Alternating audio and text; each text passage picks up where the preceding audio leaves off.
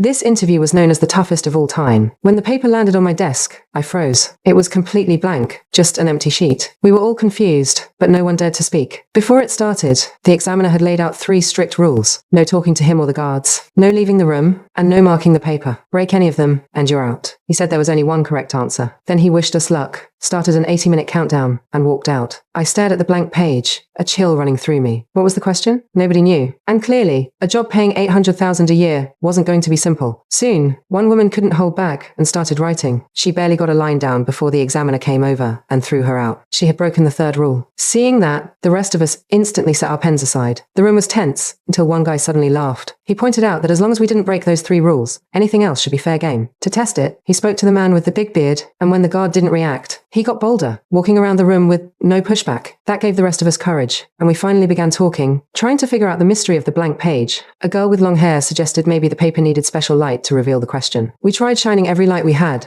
but nothing appeared. Someone guessed it might require ultraviolet or infrared, but of course, we didn't have that kind of equipment. Just as people started to lose hope, I noticed the emergency lights on the wall. The guy smashed one, and as the room went dark, the backup lights flicked on. We rushed to test the paper again, still nothing. The bearded man said maybe the color was wrong. Then the girl with glasses spotted some tubes on the wall that hadn't lit up. We smashed the rest of the lights, flooding the room with orange glow. But the page stayed blank. Only 60 minutes remained. The guy was convinced the paper was special. He scribbled all over it, even tried saliva and urine, but all he did was destroy the sheet, and still no question appeared. That's when we noticed the man in glasses in the corner. He hadn't spoken or moved the entire time. When we approached, he muttered quietly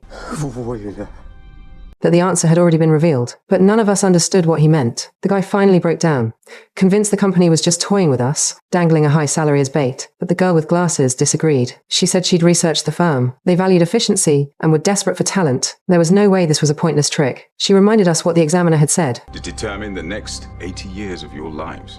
That line reignited our determination. If every other method had failed, maybe the secret was with the guard at the door. The rule banned us from speaking to him, but it never said we couldn't touch him. So one woman took a deep breath and slowly reached out her hand toward the guard.